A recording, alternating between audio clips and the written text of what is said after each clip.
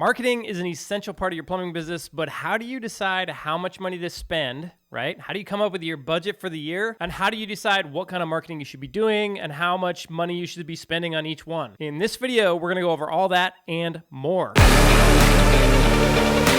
So right off the bat, let's just start with how much you should be spending on marketing to begin with. So general rule of thumb, if you go ask any marketer, they're gonna say 10% of your gross revenue. That top line number, how much money you did in revenue last year, they're gonna say spend 10% on marketing this year. I like to look at this a little bit differently, especially if you're a newer business and you're starting out. Maybe you didn't have last year numbers, and maybe last year numbers were really, really low.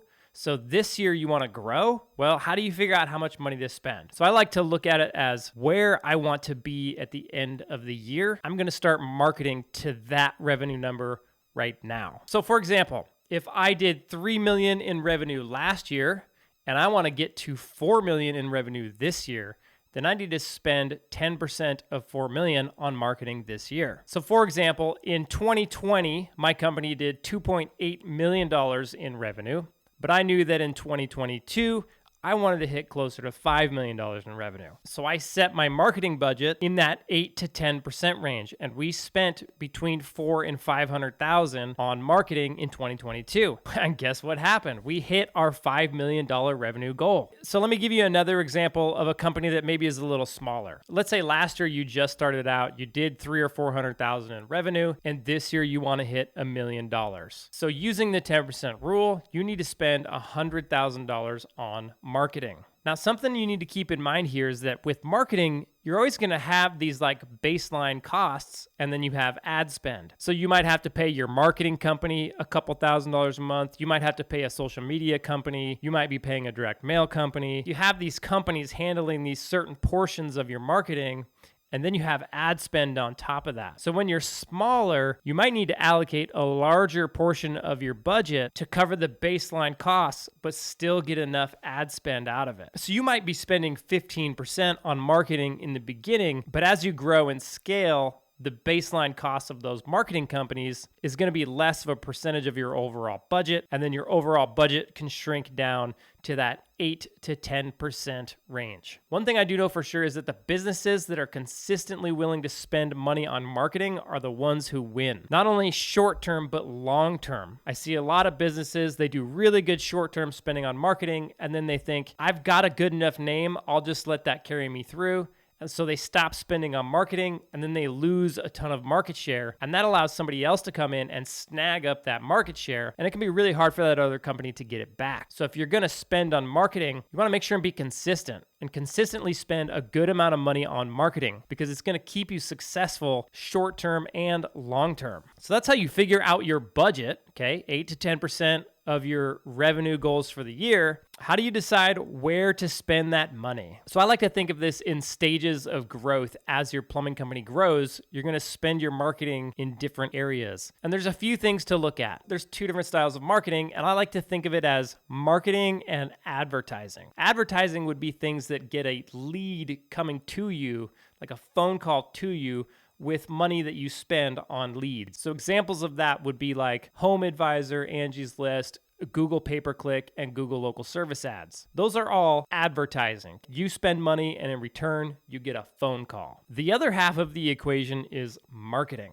Now, marketing is more like investing in your brand awareness, investing in your community awareness, so that people in the community know who you are, and when they need a plumber, they don't just go to Google and click on any old ad, they click on your ad. I think both are equally important, but you have to think of advertising as a short-term game and marketing as a long-term game. So let's say you just started your plumbing company and you need to get some advertising going to get some phone calls coming in. Having a website, a Google My Business profile, Google local service ads, and Google pay-per-click are all going to be things that you want to do in the beginning, because those are really good at getting phone calls in the door right now. So you could raise your budget today and get more phone calls tomorrow. But at some point in time in your business, those things are going to lose effectiveness and they're not going to be cost effective anymore for you to do. So for example, in my company, once we got to 6 or 7 guys, all of a sudden GLSA and Google pay-per-click weren't bringing in enough phone calls, even with a really high budget. And the phone calls started to get more and more expensive as we raised our budget to gather more phone calls. And this is going to happen for everybody. So the next step is to do more traditional marketing, things that don't necessarily get phone calls in the door today,